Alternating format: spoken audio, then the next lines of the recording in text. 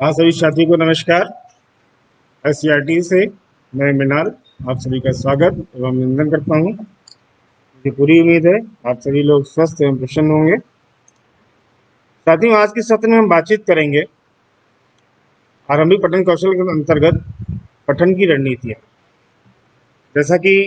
विषय बिंदु से ही स्पष्ट है कि पठन की रणनीतियाँ यानी जो हमने अपने पिछले अपने सत्र में पठन को लेकर बातचीत की थी, तो उसमें उसके लिए पठन की रणनीतियाँ क्या होंगी। हम अपने कक्षा कक्ष की विभिन्न विविधताओं को लेकर हमने जो पठन में बातचीत की है, तो जाहिर सी बात है एक जब कक्षा में हमारे विभिन्न तरह के बच्चे हैं, विभिन्न तरह की पठन सामग्रियां हैं, तो उन विभिन्न पठन सामग्रियों का उपयोग करने के लिए हमें विभिन्न प्रकार की पठन की रणनीतियों को अपनाना होगा, जिससे कि शिक्षक और बच्चे दोनों शिक्षा अधिगम प्रक्रिया को सुचारू रूप से संचालित कर सकें। चलिए साथियों, आज बातचीत करते हैं पठन की रणनीतियों के संदर्भ में। साथियों, यहाँ पे हम बात कर रहे हैं कि जब हमने इस चीज को स्वीकारते हैं कि हर बच्चा जब विशिष्ट होता है, सीखने की क्षमता उसमें विविध तरह की अलग अलग होती है और उनका सामाजिक आर्थिक पृष्ठभूमि भी अलग अलग होता है, तो जाहिर सी बात है कि इनमें पठन कौशल के जो स्तर हैं वो भी अलग अलग ही होते हैं और इनको समझना बहुत आवश्यक है। यह कोई आवश्यक यह मतलब जब हमारे विद्यालय में बच्चे आते हैं तो हम अच्छी तरह जानते हैं कि बच्चे अच्छे से सुनना बोलना पढ़ना सुनना बोलना जानते हैं और हमको पठन कौशल पढ़ना लिखना की ओर प्रेरित करते हैं। यहाँ पे समझने वाली बात यह है कि जो भाषा वैज्ञानिक लोगों विद्वानों ने कुछ कुछ पठन के स्तर को आइडेंटिफाई किया है, चिन्हित किया है, उसमें उनके चरणों को बांटा है, उसको समझते हैं। एक तो जन्म से लेके जो कक्षा 1 में बच्चे जब प्रवेश कर रहा है हमारे विद्यालय में, एक वो चरण है जिसको नाम दिया गया है उभरती साक्षरता। उभरती साक्षरता से यानी कि जो पढ़ने लिखने का एक शुरुआती दौर है, उसके अंतर्गत जो बच्चे कार्य करते हैं वहाँ पे इसको आशय लिया गया है। उभरती साक्षरता के संदर्भ में माना जाता है, अक्सर पढ़ी लिखी दुनिया में या सभ्य समाज में यही माना जाता है कि जब बच्चे विद्यालय में आए या वो आ ई ई उ भाषा के संदर्भ में, गणित के संदर्भ में 1 2 3 4 या संख्या बोलना आदि शुरू कर दें, तभी वो साक्षरता की ओर बढ़ना शुरू होते हैं। जबकि हम अपने आस पड़ोस में, अपने घर परिवार में अगर बच्चों को देखें तो 2 3 वर्ष की आयु से ही वो आकृतियों के माध्यम से पढ़ना लिखना या की ओर शुरुआती स्तर करना प्रारंभ करते हैं, या विभिन्न आकृतियों को लेकर आपसे सवाल जवाब करना करते हैं, ये क्या बना है, ये क्या है, आदि आदि। अगर उनके हाथ में कहीं से चाक पेन पेंसिल हाथ में आ जाता है तो आप देखिए दीवारों पे फर्शों पे वो लिखना शुरू कर देते हैं, बंद आकृति खुली आकृति के रूप में। तो ये सब जो चीजें हैं वो हमें ये इशारा करती है कि बच्चे पढ़ने और लिखने के लिए प्रेरित हो रहे हैं, तैयार हो रहे हैं। और जो आसपास जो भी इनके पास अलग अलग आकृतियों की रंग की आकार की चीजें होती हैं उसके बारे में जानना शुरू करते हैं। जो रैपर्स होते हैं उन्हें पूछना शुरू करते हैं कि ये क्या लिखा हुआ है, आदि आदि चीजें। तो कुल मिला के यहाँ उभरती साक्षरता के संदर्भ में 2 3 चीजें बड़ी मुख्य हैं जिनको हमें समझना चाहिए। एक तो जब जो भी बच्चे यहाँ पे पठन अभिनय कर रहे हैं, यानी कि जो भी उनके पास आसपास चीजें मिल पा रही हैं, कापी हो चाहे किताब हो चाहे अखबार हो या रैपर हो, उसको रंग आकार उलट पुलट की चीजों को देख रहे हैं, तो यानी कि एक यहाँ पे है कि वो पढ़ने का एक अभिनय कर रहे हैं या किताबों को उलटना पलटना यहाँ पे जान रहे हैं, समझ रहे हैं। दूसरा एक आता है शब्द लोगोग्राफिक पठन। बढ़ती साक्षरता के अंदर लोगोग्राफिक पठन से आशय यह है कि जब बच्चे शब्द और चित्र के माध्यम से शब्द आकृति या कहते हैं चित्र के माध्यम से पढ़ने की कोशिश करते हैं। जैसे मान लीजिए किसी वस्तु को है, उस पर हम चित्र नाम लिखा हुआ और उस वस्तु को हम इशारा कर रहे हैं कि ये उक्त वस्तु लिखी है, तो बच्चे उस शब्द को नहीं पढ़ पा रहे हैं, उस आकृति को पहचान पा रहे हैं, उस आकृति से पहचान पा रहे हैं कि ये क्या लिखा हुआ है और उसकी ओर वो चीज समझ पा रहे हैं। तो कुल मिला के यहाँ पे अगर बात करें तो एक तो लिखित पाठ को सुनकर समझना, पठन का अभिनय करना, शब्द को चित्र की तरह पढ़ना, और जो प्रिंट सामग्रियां हैं, चाहे वो हमारे बहुत सी सामग्रियां हैं जिनके संदर्भ में पिछली बार बात की थी, उनके प्रति अवेयर होना, जागरूक होना, बंद खुली आकृतियां बनाना, अलग अलग तरीकों से इसमें रंग भरना, ये सब चीज हमारी उभरती साक्षरता के अंतर्गत आता है। दूसरा स्तर आता है पठन पूर्व का स्तर, यानी कि जब हमारे यहाँ हमारे विद्यालय हमारे बच्चे में हमारे बच्चे विद्यालय में प्रवेश कर रहे हैं और उनके साथ हम पठन पठन पाठन की क्रिया कक्षा एक के अंतर्गत कर रहे हैं। ये पूरे कक्षा एक की अंतर्गत हम जो उनके साथ करेंगे, यानी कि भाषा के संदर्भ में बात करें, आरंभिक पठन कौशल के संदर्भ में बात करें, तो यहाँ पे जो हम प्रिंट रीच के माध्यम से बच्चों को सिखाने की या लघु पठन के माध्यम से बताने की कोशिश करते हैं, वो देन उसके साथ ही साथ जो हम शब्दों की आकृतियों को ध्वनि आकृति के साथ मिलान करते हैं, जिससे हम ध्वनि जागरूकता, ध्वनि डिकोडिंग आदि की बात कर रहे हैं, तो यहाँ पे इस चीज को उनके साथ कार्य किया जाता है। इसके साथ साथ ध्वनि आकृति संबंध के डिकोड को जब बच्चे वर्ण सीख लेते हैं तो वर्णों को मिला के सरल शब्द बनाना, उनको पढ़ना, लिखना, चित्र देखकर शब्द लिखना, और सरल शब्दों को मिला मिलाकर सरल वाक्य पढ़ना, ये इतने कार्य हम पठन पूर्व स्तर के दौरान पठन पूर्व स्तर पे हम बच्चों के साथ करते हैं। तीसरा स्तर जो हमारा आता है वो कक्षा एक और कक्षा दो, यानी कक्षा एक का जहाँ पे हम समाप्ति है और कक्षा दो का जहाँ हमारा प्रारंभ हो रहा है, यानी कि पठन के दौरान का स्तर ही बोला जाता है। तो साथियों, हमने पठन में दो चीजों को लेकर बहुत पिछले समय बातचीत की थी कि पढ़ने के लिए आशा है, पढ़ने के लिए आवश्यक है कि पढ़ने में बच्चे के साथ धारा प्रवाहिता हो और समझ के साथ पढ़ना हो। तो पहला स्तर जो है धारा समझ के साथ पढ़ना तभी संभव हो पाएगा जब धारा बच्चे के पास धारा प्रवाह होगा। धारा प्रवाह से आशय यानी कि शुद्ध उच्चारण, शुद्ध गति और हाव भाव के साथ पढ़ना। जब साथियों पठन पूर्व स्तर पर बच्चे सरल शब्दों को मिला मिला के सरल वाक्य पढ़ने का अभ्यास शुरू कर देते हैं, तो यानी कि हम जब यहाँ पे इस दौरान में पठन के दौरान बच्चों के साथ कुछ मात्राओं पे एक से दो तीन चार मात्राओं पे ज्यादा से ज्यादा काम करते हैं, जिससे बच्चे जो भी वाक्य आ रहे हैं उसमें मात्रिक, अमात्रिक सभी प्रकार के शब्दों को पढ़ने शुरू कर दें, जिससे उनकी फ्लुएंसी, धारा प्रवाहिता में गति आए। गति आएगी तभी वो गति के साथ साथ उच्चारण आएगा, तभी उनके साथ समझ पढ़ना की ओर वो अग्रसित हो पाएंगे। तो इस दौरान बच्चे नए नए शब्द सीख रहे होते हैं, उनका वाक्य प्रयोग कर रहे होते हैं और धारा प्रवाह की ओर बढ़ रहे होते हैं। तीसरा जो आखिरी स्तर आ रहा है यहाँ पे, वो है पठन में कुशलता का स्तर। हम सब चाहते हैं कि हमारे बच्चे अच्छे से पढ़ें। जो भी क्लास 4-5 का स्तर है, कक्षा 4-5 का स्तर है, वहां तक आते आते बच्चे की धारा प्रवाह समझ के साथ पढ़ना शामिल कर समझ के साथ पढ़ना शुरू कर दें। तो साथियों, आपको ध्यान होगा जैसे हम धारा प्रवाह पढ़ने में शुद्ध उच्चारण की बात करते हैं, शुद्ध हाव भाव की बात करते हैं और शुद्ध गति की बात करते हैं, तो हम समझ के पढ़ने के अंतर्गत कुछ मानसिक क्रियाओं की हमने बात की थी, जैसे अनुमान लगाना, जो पढ़ा है उसका निष्कर्ष निकालना, जो भी इसमें पात्र आए, इन पात्रों को अपने से तुलना कर पाना, आदि कई तरह की मानसिक क्रियाएं होती हैं। उन मानसिक क्रियाओं के साथ जो भी हमने धारा प्रवाह के साथ चीजें पढ़ी हैं उनको वो जोड़ पाए। तो ये हमारा पठन कुशलता का स्तर होता है। इसको एक ग्राफ के माध्यम से भी या चित्र के माध्यम से भी समझने की कोशिश करते हैं। तो ये देखिए, जो पठन पूर्व स्तर है, पठन के दौरान का स्तर हमारे कक्षा एक का स्तर है, यानी कि हम पठन पूर्व स्तर हमारा पूरी तरह से कक्षा एक का स्तर होता है, और जो कक्षा दो का जो शुरुआती हमारा क्षणिक कार्य होता है वो हमारा पठन के दौरान का आंशिक भाग है। देन उसके बाद कक्षा दो में हमारा पूरा चलता है पठन के दौरान का स्तर। पठन के दौरान का स्तर जो है वो हमारा कक्षा दो का पूरी तरह पार्ट है। देन उसके बाद कक्षा तीन का में हमारा पठन के दौरान पठन का कुशलता का स्तर एक साथ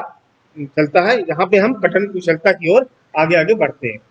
4-5 में हमारा पूरी तरीके से पठन में कुशलता का स्तर होना चाहिए, और वो हमने अपने पिछले सत्र में के माध्यम से बातचीत की, हम किस प्रकार समझ के पढ़ने को हम यहाँ पे बात कर रहे हैं। तो पठन में कुशलता का स्तर धारा प्रवाह के साथ समझ के साथ पढ़ना है। अब हम बात करते हैं, जब हमने इस चीज को स्वीकार कर लिया कि बच्चों में विविध तरह की पढ़ने की गतियां होती हैं विविध तरह के पठन के स्तर होते हैं, तो साथियों हमें ये भी समझना होगा कि हमें बच्चों के साथ जो भी रणनीतियां हम अपना रहे हैं, उन रणनीतियों में भी अलग अलग तरह की विविधता होगी। आप इस चित्र के माध्यम से भी समझ रहे होंगे कि यहाँ पे 4 चित्र सामने रखे गए हैं, तो जो हमें साफ इशारा करते हैं कि पठन से कुछ जो रणनीतियां हम इस्तेमाल कर रहे हैं, उन रणनीतियों में कुछ विविधता होगी। आइए साथियों उस रणनीतियों को समझने की कोशिश करते हैं कि वो रणनीतियां क्या होंगी। जैसा कि आप पहले चित्र में देख रहे हैं कि एक शिक्षिका अपने बच्चों को एक उचित बैठक व्यवस्था के साथ पठन पाठन का कार्य कर रही हैं। दूसरा चीज बच्चे कुछ जोड़े में कर रहे हैं, तीसरे में बच्चे कुछ आपस में कर रहे हैं, बीच में शिक्षक भी उनकी कुछ मदद कर रहे हैं, और आखिरी चित्र में कुछ बच्चे अपने हिसाब से इसको पढ़ने की कोशिश कर रहे हैं और एक इंडिपेंडेंट होकर पढ़ रहे हैं। तो यहाँ पे जो भाषा वैज्ञानिक विद्वान शिक्षक साथी हैं, उन्होंने पठन के संदर्भ में कुछ रणनीतियों को बताया है। जिसमें सबसे पहली रणनीति है शिक्षक द्वारा पढ़कर सुनाना, दूसरी है बच्चों के साथ मिलकर पढ़ने का अभ्यास, तीसरा है बच्चों द्वारा स्वतंत्र रूप से पढ़ना। ये 3 है मुख्य रूप से। अगर इनको और सूक्ष्म रूप से देखें, जिसमें हम आगे बात भी करेंगे, तो भाषा वैज्ञानिकों ने और शिक्षक साथियों ने इसको कुछ अलग अलग खंडों में रखा है। तो जैसे शिक्षक द्वारा पढ़कर सुनाना के अंतर्गत बात की जाती है पढ़कर सुनाना और संवाद सहित पढ़कर सुनाना। दोनों में बहुत जरा सा अंतर है, उसको हम अभी बातचीत भी करेंगे। जब बात करते हैं बच्चों के साथ मिलकर पढ़ने का अभ्यास, उसमें हम 4 तरह की रणनीतियां अपनाते हैं। एक तो साझा पठन, दूसरा संवेद पठन, तीसरा मार्गदर्शन युक्त पठन, चौथा जोड़ों में पढ़ना। जो हमारा आखिरी स्तर है, जहाँ पे हम बात कर रहे हैं पठन में कुशलता का स्तर, जो हमने बातचीत की थी, यहाँ पे हमारी जो रणनीति होनी चाहिए, वो स्वतंत्र रूप से बच्चे वहाँ पे पढ़ सके, यहाँ बेरोक टोक होके बिना शिक्षक की मदद से बच्चे पढ़ सके। तो आइए साथियों बात करते हैं पढ़कर समझना। पढ़कर समझने में यहाँ पे हम एक बच्चों के सामने अपनी इस प्रकार की प्रस्तुति करते हैं। ये इस प्रकार की एक आदर्श प्रस्तुति होती है जहाँ बच्चे ये देख सकें कि हम किस शिक्षक किस प्रकार पढ़ा जाता है, पढ़ने के लिए किस प्रकार की धारा प्रवाहिता आनी होनी चाहिए, कहाँ पे हम रुकते हैं, कहाँ पे हम आरोह अवरोह की जो बात कर रहे हैं वो साफ होता है। जैसे उदाहरण के तौर पे हम कोई भी कविता कहानी ले रहे हैं, हमने कहानी कोई ली है, अब जब शिक्षक साथी इसको एक आदर्श प्रस्तुति कर रहे हैं, तो एक तो किताब को लेके पढ़ना, और साथ ही साथ किताब में जो भी घटनाएं, जिस कहानी में जिस तरह घटनाएं घट रही हैं आरोह अवरोह, उस हिसाब से उनके चेहरे पे भाव आना। जैसे कहानी में कोई शब्द आया या कोई वाक्य आया, कोई घटना ऐसी हुई जहाँ पे दुख का भाव है, तो हमारे चेहरे के भाव में, हमारी आवाज के उतार में भी वो दुख का भाव झलकता है। हम खुश होते हैं तो चहकते हैं, तो हमारी बात में भी, हमारी बोलचाल में भी, वो हमारे चेहरे में भी साफ झलके कि वो खुशी का भाव। कहानी में कुछ इस तरह की चीजें आती हैं जब हम शांत, उदास, कुछ चिंतित होते हैं, तो वो हमारे चेहरे के भाव में ही बच्चों को साफ परिलक्षित हो। तो यहाँ पे एक आदर्श प्रस्तुति हो रही है। तीसरी चीज यहाँ पे बात आ रही थी पढ़कर सुनाना। पढ़कर सुनाने से आशय यहाँ पे या सिर्फ इतना है कि जब भी हम बच्चों के साथ कोई कविता कहानी उनके साथ हम पढ़ के सुना रहे हैं, तो उसके साथ साथ उनके साथ हम संवाद कर रहे हैं। संवाद किस तरीके से कि जैसे हमने कहानी बच्चों के साथ सुना रहे हैं, तो कहानी किसकी है, कहानी की किताब है, उसके शीर्षक क्या है, यानी कि कहानी सुनाने से पहले किस पर बातचीत कर रहे हैं, कहानी सुनाने के दौरान बातचीत कर रहे हैं, कहानी सुनाने के बाद उनसे हम संवाद स्थापित कर रहे हैं कहानी को लेके। तो ये संवाद सहित पढ़कर सुनाना है। और विभिन्न शोधों में इस चीज को शोधों में यह बात निकल के आई है कि जब हम बच्चों के साथ पढ़कर सुनाने वाला संवाद सहित पढ़कर सुनाना कार्य करते हैं, तो बच्चों में पढ़ने की जो ललक होती है वो ज्यादा तेजी से पनपती है।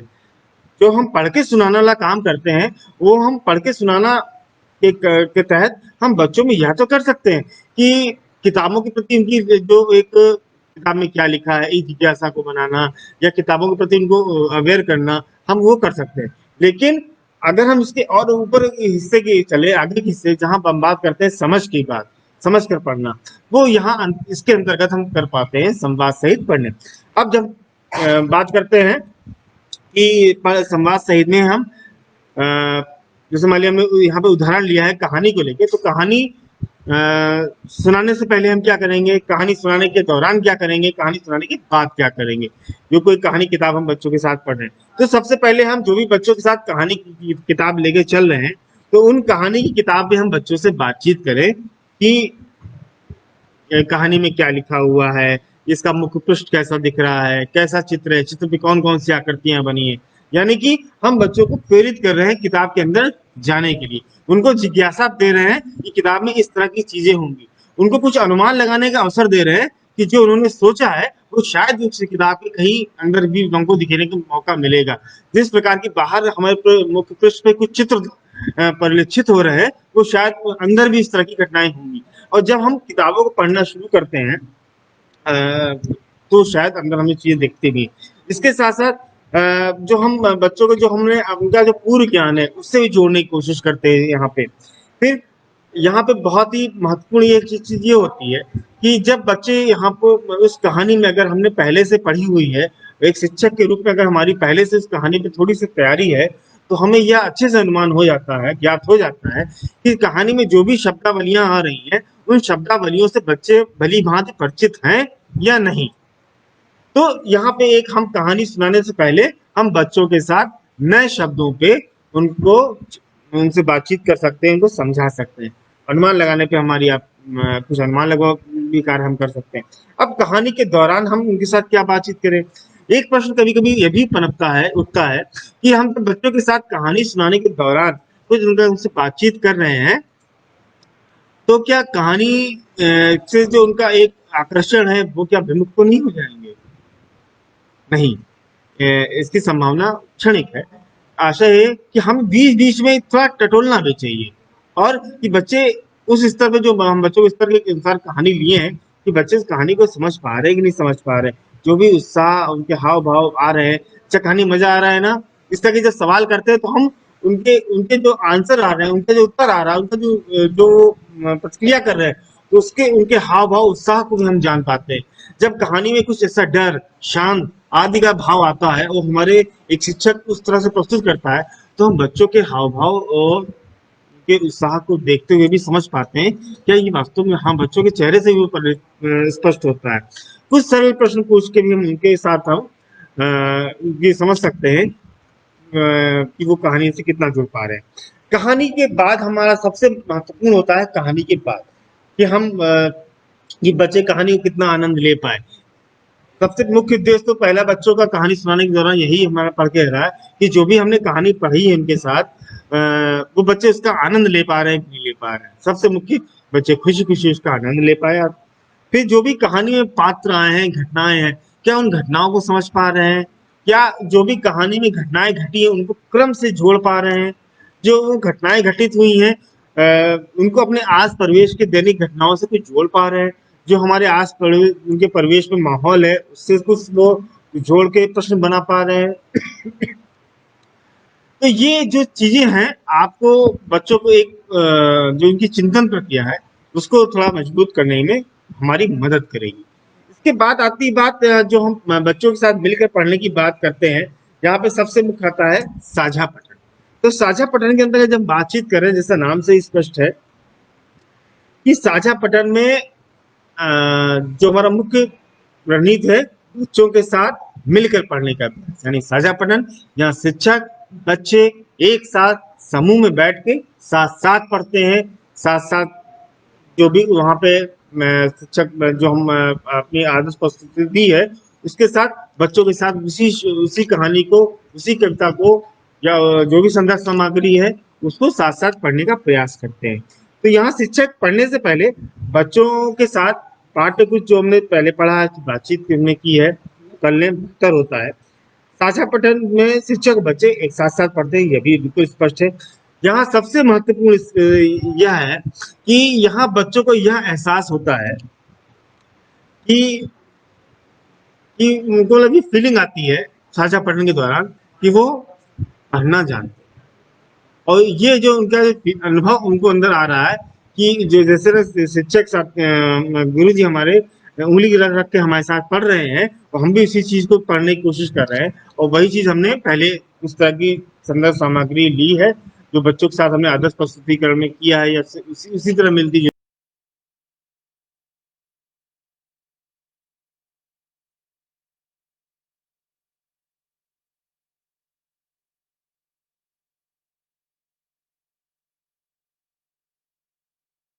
जुलती है, जिससे हम लोग पहले भी काम कर चुके हैं, तो बच्चों को आसानी होती है और यह एहसास होता है कि हम पढ़ पा रहे हैं, उससे उनमें पढ़ने की ओर आत्मविश्वास भी आता है। यहाँ ये बहुत महत्वपूर्ण है कि हमारा संदर्भ कैसा है। अगर हमने सरल अगर मात्रा वाले शब्दों को ज़्यादा से ज़्यादा इस स्तर पे लिया है, तो बच्चे उसको सहजता से पढ़ना शुरू करते हैं। तीसरा स्तर जो आती है गतिविधि, संवेद पठन। संवेद पठन की बात आती है आशय, शिक्षक पढ़ने से पहले बच्चों के साथ पाठ से संबंधित चर्चा करते हैं। पाठ का परिचय, अनुमान लगाना, शब्दावलियों पे बातचीत करना, और जो प्रभावपूर्ण कैसे पढ़ते हैं इसको यहाँ पे बताते हैं। और जब बच्चों के साथ पढ़ रहे हैं तो बीच बीच में बच्चे इसको कुछ शब्द शिक्षक ने छोड़ दिए, अब बच्चे उसको मतलब या बच्चों के साथ हम जब पढ़ रहे हैं तो मतलब बच्चों की आवाज, अपनी आवाज बीच में तेज करना, धीमी करना, तो हम ये समझ पाएंगे हाँ बच्चे आगे बढ़ रहे हैं, पढ़ रहे हैं इस चीजों को। ठीक है। इसके बाद आता है मार्गदर्शन युक्त पठन। तो मार्गदर्शन युक्त पठन जैसा कि बिल्कुल स्पष्ट है कि यहाँ पे जो भी हमारे पास हमने पठन सामग्री दी है, तो यहाँ पे ये पठन के दौरान और पठन की कुशलता के बीच का स्तर होगा कि जहाँ बच्चे थोड़ा सा रुक रुक के पढ़ते हैं, शब्दों को उठा उठा के पढ़ते हैं, कठिन शब्दों को पढ़ने में थोड़ी दिक्कत होती है, जहाँ भी दिक्कत होगी वहाँ पे शिक्षक उनको मदद कर रहे हैं अलग अलग में चीजों में। तो मार्गदर्शन में बच्चे पढ़ते हैं और शिक्षक उनकी मदद करते हैं, जैसा कि इसका नाम से स्पष्ट है। यहाँ पे जैसा कि अभी बताया, पठन के दौरान पठन कुशलता के बीच का स्तर है, तो यहाँ पे जो भी सामग्री होगी बच्चों के स्तर के अनुसार होगी।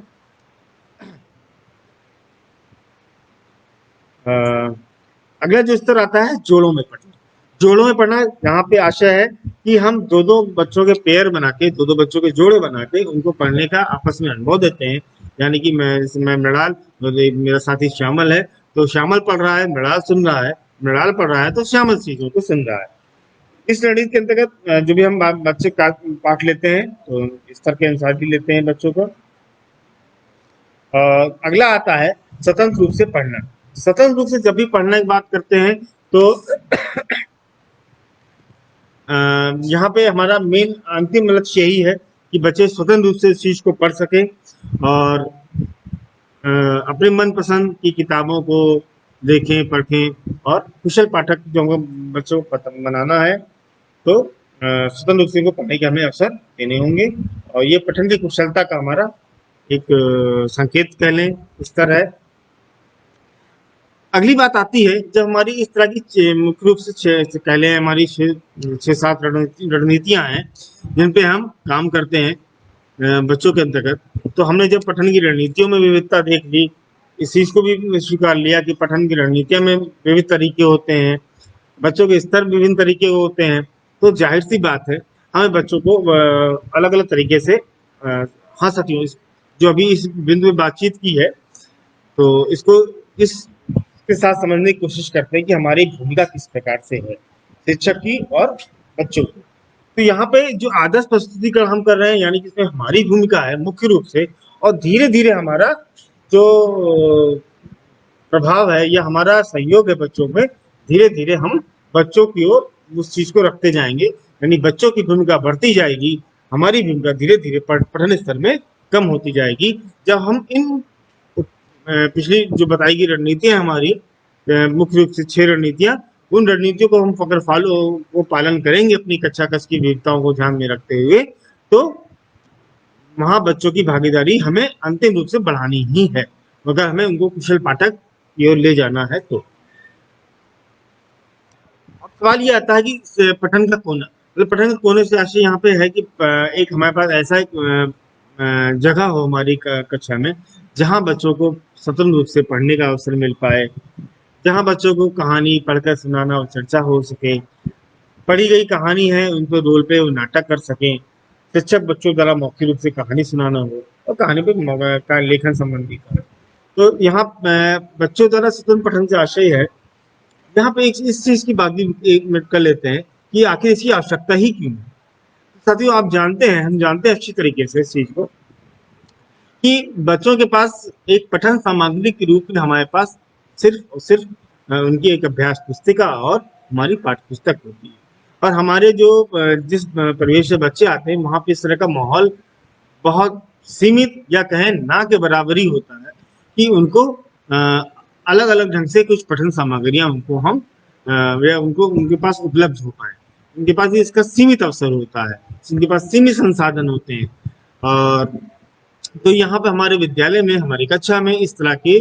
जो भी सामग्रियां हैं अधिक से अधिक हो, जिससे हम बच्चों को इस प्रकार की गतिविधियां बच्चों के साथ करा सकें। तो स्वतंत्र रूप से पढ़ने का आशय ये है कि जब पठन कोने में अलग अलग स्तर की कुछ कहानी किताबें या पुस्तकें रखी हों, जहाँ बच्चे अपने स्तर के अनुसार अपने मन से किताबों का चयन कर सकें, अपने हिसाब से किताबों को उलट पुलट के देख सकें। जो बच्चे पढ़ना भी नहीं जानते हैं वो किताब को उलट पुलट के देखें, कैसे खोली जाती है देखें। यहाँ पे एक चीज सबसे बड़ी मुख्य चीज है कि यहाँ पे खाली किताबों को पठन को आरंभिक स्तर बात कर रहे हैं, जब ये खाली किताबों को पढ़ने को लेके बात नहीं है। अब ये देखिए कि यहाँ पे बच्चे किताबें एक जगह से उठाना, एक जगह से पर रखना, उसी स्थान पे रखना, ये धीरे धीरे सीखते हैं, लेकिन सीखते हैं बशर्ते उनको यह अवसर दिया जाए। और यह अवसर उनमें किताबों की रुचि के साथ साथ उनके व्यक्तिगत जीवन में भी एक अनुशासन लाता है, जिससे वो एक मतलब अनुशासन से आशय मेरा एक व्यवस्थित तरीके से अपने कार्य को कर सकते हैं। जैसे हमने बात की कहानी पढ़ के सुनाना व चर्चा करना, यहाँ पे शिक्षक बच्चों के स्तर व उनकी दिलचस्पी के अनुसार किसी किताब का चयन करें। जो भी हम किताबें हमने ली हैं रुचि को ध्यान में रखते हुए, यहाँ बहुत ही आवश्यक इस बात को लेके आवश्यक है कि जो भी पठन कोने के अंदर सामग्रियां रखी हुई हैं वो हमें बच्चों के स्तर के अनुसार होनी चाहिए, बच्चों की रुचि के अनुसार होनी चाहिए। आपने अक्सर देखा होगा कि जैसे मान लीजिए मेरा पढ़ने का मन नहीं है, लेकिन जब बच्चों से संवाद करते हैं तो ठीक है हम थोड़ा पढ़ लेंगे, अब थोड़ा क्या पढ़ लेंगे, और जब थोड़ा पढ़ लेंगे वो हमसे भी वो क्या करें, जैसे हम बाजार जाते हैं बार्गेनिंग करते हैं तो वो बच्चे भी हमसे कर रहे होते हैं। तो अगर अगर हम उनको रुचि के अनुसार वहां पे कुछ सामग्री उपलब्ध करा पा रहे हैं तो वो वहां पे ठहरते हैं, उस जगह पे ठहरते हैं, चीजों को देखते हैं, समझते हैं। अगर तो रुचि वाली चीजों के साथ उनके साथ हम संवाद शुरू करते हैं तो वह जाहिर सी बात है उनका पढ़ना लिखना तेजी से शुरू होता है। जो भी कहानी उन्होंने बच्चों ने पढ़ी है उसपे उनकी पात्राएं, उनके पात्रों का अभिनय कर सकें, उनको प्रयास पड़ोस से जोड़ सकें। बस शिक्षक बच्चे दोनों ही उस जगह पर अपने हिसाब से मुख्य रूप से कहानियों को सुनाना समझना शुरू करें। अब जहाँ पे हमने बात जब की कि विभिन्न प्रकार की रणनीतियां हैं और जाहिर सी बात है उन रणनीतियों के लिए हमारे पास विविध प्रकार की सामग्रियां भी होनी चाहिए। जैसा कि आप यहाँ पे एक चित्र भी देख पा रहे होंगे, यहाँ पे अलग अलग जो हमने विभिन्न अपने सत्रों में जो भी हमने यहाँ पे स्लाइड आपके साथ साझा की है, उसमें अलग अलग चित्रों को यूज किया है कि बच्चे इन सामग्रियों को कैसे यूज कर रहे हैं। यहाँ पे बच्चों के साथ ना देखे इसको अलग से रखा गया है कि जैसे पठन के सामग्री के अनुसार देखें तो सबसे पहले आती है चित्र वाली कहानी। तो हमारे पास कुछ इस प्रकार के चित्र वाली कहानी, बड़े बड़े चित्रों से स्पष्ट दिखता हो, आज परिवेश से जुड़ी चीजें चित्र हों जिसमें बच्चे समझ पाए क्या है। डिकोडिंग योग्य कार्ड कविता कहानी के चार्ट किताब कुछ इस तरह के चार्ट हों जिनमें मात्रिक बगैर मात्रा वाले शब्द जिनका हम डिकोडिंग में उपयोग ध्वनि आकृति पहचान में कर सकें, धारा प्रवाह के पढ़ने में कर सकें, पठन कुशलता के दौरान कर सकें। कुछ प्रकार की कविता कहानी के चार्ट हमारे बिग बुक में बड़ी आकृति की किताबें हों, बड़े चित्र बने हों और बड़े बड़े अक्षरों में एक दो वाक्य लिखे हों तो बिग बुक हमारे शब्द चित्र कार्ड, एक्शन कार्ड, सरल कहानी किताबें, विभिन्न परिवेश और व्यवसाय से जुड़ी हुई चीजें, हमारे विभिन्न जो हम अभ्यास पत्रक बच्चों के लिए जो अपने उनको पढ़ने के अवसर या लिखने के अवसर देते हैं, तो उनमें हम जो अभ्यास पत्रक बच्चों के लिए बनाते हैं, वो अभ्यास पत्रक भी हमारे यहाँ पे शामिल हो सकते हैं। तो हमारी पाठ्य पुस्तक वो अभ्यास पुस्तक तो है ही। अब यहाँ एक चीज से और समझ लेते हैं कि बच्चों को संज्ञान में रखते हुए ये आवश्यक है कि हम जो भी रणनीतियां बनाएं, तो बच्चों को उनके अधिगम स्तर को ध्यान में रखते हुए ही बनाएं। तो सबसे पहला एक आती बात कि यहाँ एक समय का निर्धारण होना बहुत जरूरी है। समय का निर्धारण से आशय ये है कि सभी बच्चों को उनकी आवश्यकता के अनुरूप पढ़ने का समय अवश्य निर्धारित करें। शिक्षक अपनी आवश्यकता के अनुरूप पठन के विभिन्न स्वरूपों में से किसी एक स्वरूप का उपयोग बच्चों के साथ किया जा सकता है। आशय ये है कि जो भी हमने यहाँ पठन कोने के अंतर्गत विभिन्न सामग्रियों से आपका परिचय कराया है, वो पठन सामग्रियां एक निश्चित समय के लिए हमारे कक्षा कक्ष में बच्चे उसका उपयोग करें। आप यहाँ पे बच्चों के साथ हम संवाद कर सकते हैं कि जो हमने कालांश अपनी 35-40 मिनट की कालांश ली है बच्चों के साथ या अभ्यास लिया है, अब यहाँ पे बच्चे स्वतंत्र रूप से पढ़ें। अब इस पर जब हम बच्चों को स्वतंत्र रूप से पढ़ने का अवसर यहाँ पे देंगे, उसके 1 मिनट यह देख लेते हैं फायदे क्या क्या है। मान लीजिए आपकी क्लास में 20 बच्चे हैं और 20 बच्चों ने आपने स्वतंत्र रूप से पढ़ने का अवसर दिया। भले बच्चों ने 5, 10, 15, 20, 15 मिनट उस किताबों को देखा, पढ़ा, जो भी है, जो भी किया अपने स्तर के अनुसार। अब हम उन्हीं बच्चों के साथ एक समूह डिस्कशन ग्रुप चर्चा करते हैं कि चलो जो तुमने पढ़ा हमको बताओ क्या पढ़ा। 20 बच्चे 20 तरह की सामग्रियां पढ़ रहे हैं, अलग अलग सामग्रियां पढ़ रहे हैं, तो इस बात की पूरी संभावना है कि 20 बच्चे कम से कम पूरी क्लास को, पूरी अपने साथियों को कम से कम 5-10 नए शब्द तो देंगे। अब हमारी जिम्मेदारी बनती है कि उन 5 या 10 तरह के जो नए शब्द हमारे बीच आए हैं, बच्चों के बीच आए हैं, जो बच्चों ने पहली बार उनको बोलने में उपयोग किया है, हाँ बहुत पहले था लेकिन बोला आज है, पढ़ा आज, जब जैसे ही पढ़ा हो उसको,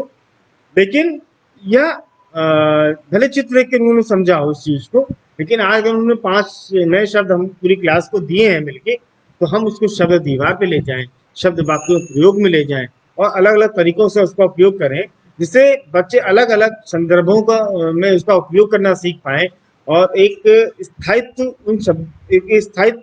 शब्दों को लेकर बच्चों को दृढ़ता आ सके। फिर दूसरा, जब हमने पठन पूर्व के स्तर की बात करते हैं, तो उसमें हम कौन सी रणनीतियां अपनाएं, पहला ये बात है। दूसरा कि हम कौन कौन सी इसमें सामग्रियां यूज कर सकते हैं। तो पठन पूर्व के दौरान के स्तर जब भी साथियों हम आपकी बात कर रहे हैं, यानी कक्षा 1 का पूरा हमारी क्लास और कक्षा 2 की थोड़ी सी जो आरंभिक समय होता है, प्रारंभिक समय होता है कक्षा 2 का, वहां पे हम संवाद के साथ पढ़कर सुनाना, साझा पठन, ये हम 2 तरह की रणनीतियां वहां पे हमें, यानी कक्षा 1 और कक्षा 2 में हमें फॉलो करनी चाहिए। यहाँ पे जो हम सामग्रियां ले सकते हैं, अब वो सामग्री हमारी क्या हो सकती है, तो सबसे मुख्य रूप से सामग्री यहाँ में हमारी हो सकती है चित्र, शब्द चित्रकार, चित्र कहानियां, बिग बुक और बड़े बड़े शब्दों में लिखी हुई चित्र कहानियां, कविता कहानी की किताबें कविता कहानी किताबों से यहाँ पे 4-5 सरल पंक्तियों वाली किताबें, जो पंक्तियों में लिखी होती हैं बड़े बड़े शब्दों में, उनपे, और उस पर आधारित हमारे अभ्यास ग्रिड, चाहे वो चित्र के माध्यम से हो या जो भी बच्चों ने डिकोड वहां पे वर्ण पहचान लिए हैं वर्ण के माध्यम से हो, और उनके मिला के वर्ण पहेलियां हो या वर्ण अंताक्षरी हो, जो भी हमारे पास मतलब अलग तरह की चीजें हो, उनके अधिगम को स्तर को ध्यान में रखते हुए हम अभ्यास बच्चों को दें। अब जो भी हम बात कर रहे हैं, अगली बात पठन के दौरान और पठन की कुशलता के स्तर की बात कर रहे हैं, तो इस दौरान जो हमें रणनीतियां अपनानी चाहिए, वो हमारी रणनीतियां होंगी संवेद पठन, मार्गदर्शन युक्त पठन, जोड़ों में पठन और स्वतंत्र रूप से पढ़निया। तो कक्षा 2 और 3 या मतलब 2 का अंत और 3-4 का जो हमारी क्लास है, वहां के दौरान हम इस तरह की रणनीतियां अगर फॉलो करते हैं, तो हम अपने अंतिम लक्ष्य यानी पठन में कुशलता के स्तर को प्राप्त कर पाएंगे, बच्चों को स्वतंत्र पाठक की ओर, कुशल पाठक की ओर अग्रसित कर पाएंगे। और इसमें जो हमने अभी पिछले अपने सब यहाँ पे अभी पीछे यहाँ पे जो आपको सामग्रियां दिखाई, इनमें हम ये सामग्री बच्चों के साथ उपयोग कर सकते हैं। उन्हें कविता कहानी के पोस्टर, वाक्य पट्टिका से आशय ये छोटी छोटी जो हमारी कहानियां हैं, उनको हमने वाक्य पट्टी में तोड़ के बच्चे उस वाक्य पट्टी को क्रम से जमा के कुछ कहानी बना पाए। कविता कहानी किताबें जो 7-8 पंक्तियों में बात करते हैं, और अभ्यास ग्रिड और अन्य संदर्भ सामग्रियां। अगली जो रणनीतियां हमें बच्चों के साथ अपनानी चाहिए वो है मोटिवेशन, यानी कि प्रशंसा करना। जैसे हम बात करते हैं कि जो भी बच्चों ने लिखा वो शायद उन्होंने अपनी भाषा में लिखा है, जो भी बच्चों ने पढ़ा अच्छा पढ़ा, 2 शब्द पढ़े शुरुआती स्तर पे अच्छे पढ़े, हम तुम ये एहसास कराना कि आप पढ़ सकते हो, आप पढ़ लोगे, अच्छे से पढ़ोगे, जो भी गलतियां कर रहे हैं उन गलतियों पे अपना ध्यान ना देते हुए और उस गलतियों के माध्यम से उनको सिखाने का प्रयास करें तो बेहतर है। आशय यहाँ पे है कि जो भी बच्चे द्वारा कविता कहानी पढ़े गए हैं, चित्र देखे गए हैं, जो संवाद कर रहे हैं, ये बेटा तुमने अच्छा बताया, अच्छा देखा, अच्छा पढ़ा, हम उनको मोटिवेट करें, यहाँ पे उनकी प्रशंसा करें। एक चीज यहाँ पे और है, किसी जो बच्चे पढ़ रहे हैं या पढ़ने के साथ कुछ लिखने वाला काम कर रहे हैं तो उसको दीवारों पे जब डिस्प्ले करते हैं और फिर पढ़ने करते हैं तो और उनको अच्छा लगता है चीजें, और वो और अधिक ऊर्जावान और अधिक आत्मविश्वास के साथ चीजों को पढ़ते हैं। तो साथियों, अंत में इस पूरे सत्र की हम जो रणनीतियों की बातचीत की है, तो यहाँ पे बातचीत करते हैं कि पठन के दौरान जो भी हमने रणनीतियां अपनाई, विविध स्तर अपनाए, तो उसके अंतर्गत हमें कुछ बातें ध्यान रखनी होगी। इससे पहले मैं बात कहना चाहूंगा कि साथियों, जैसे हर चीज के लिए अभ्यास करना बहुत जरूरी है, तो पढ़ना सीखने के लिए बेसिक शर्त यही है कि पढ़ने के सीखने के लिए पढ़ना तो पड़ेगा ही। हमें उनको हर हाल में पढ़ने का अवसर देना है, एक निश्चित समय में बांधना है उनको, बांधना नकारात्मक यहाँ नहीं, आशय नहीं है, बांधने से उनको हमें संवाद करना होगा कि आप इन चीजों को पढ़ो और एक निश्चित समय में, और क्या पढ़ा उसको हम साझा करें। तो यहाँ पे बड़ी आपको मदद करेगी अगर हम बच्चों के साथ संवाद स्थापित करके एक निश्चित समय अपनी कक्षा का निश्चित कर दें, जिसे हम पठन कालांश के रूप में समझें। वो पठन कालांश निश्चित कर दें अपना, जहाँ बच्चे खुद ही निर्धारित करें कि उन्हें क्या पढ़ना है, और जो पढ़ा वो हमको बताएं, पूरी कक्षा को बताएं। देन उसके बाद जो भी हम बच्चों के साथ अपनी हम रणनीतियां ले रहे हैं, तो हम उसका एक अपना रनिंग आउटकम तय कर लें, उसी के द्वारा हम अपनी रणनीतियां तय करें, सामग्रियां तय करें, तो ज्यादा हमारे लिए बेहतर होगा। पठन सामग्री में विविधता का होना बहुत बहुत आवश्यक है आरंभिक स्तर पे, क्योंकि पहले शुरुआती स्तर पे हमारे पास इस तरह का अवसर नहीं होता है कि कि बच्चे पठन सामग्री को समझ सकें, हमारे आसपास क्या क्या है। तो हम विभिन्न तरह की सामग्रियों के माध्यम से इस तरह को बता पाते हैं, और यहाँ पे खाली हमारी पाठ्यपुस्तक ही नहीं, अन्य भी हमारे पास स्रोत हैं, ये हम एहसास करा पाए। दूसरा चार्ट पठन कोने के संबंध या एक जो भी है पठन सामग्रियां हैं जहाँ व्यवस्थित रूप से रखी हैं वो है, मतलब उसका हम जिक्र कर ही चुके हैं। यहाँ एक अगली महत्वपूर्ण बात यह है कि जब भी हम बच्चों के साथ पठन को लेकर कार्य कर रहे हैं, जब भी हम बच्चों के साथ कविता कहानी को लेकर काम कर रहे हैं, तो एक शिक्षक होने के नाते मेरा ये दायित्व है, हमारा कर्तव्य होना चाहिए, और ये हमारी पहली सीढ़ी होनी चाहिए कि हमारी इस कविता कहानी पे हमारी पूरी पकड़ है। हम तभी जब हमारी पकड़ होगी, तभी उस कहानी पे हमारे उतार चढ़ाव होंगे, तभी हमारी समझ होगी, तभी हमारी हम उस पे अपने हाव भाव को प्रदर्शित कर पाएंगे, और बच्चों से संवाद भी उसी स्तर पे हम बातचीत कर पाएंगे। जब भी बच्चों को अधिक से पढ़ने का हम समूह में, जोड़ों में पढ़ने का अवसर दें। जाहिर सी बात है, हम उम्र में बच्चे बहुत तेजी से सीखते हैं और आपस में सवाल जवाब करते हैं, जिससे उनकी समझ का स्तर विकसित होता है। तो साथियों, पठन के लेके आज हमारी यही बातचीत थी, और आप लोगों के कोई भी सुझाव हो हमें अवश्य बताएं। इसी के साथ आप लोग सभी प्रसन्न रहिए। धन्यवाद।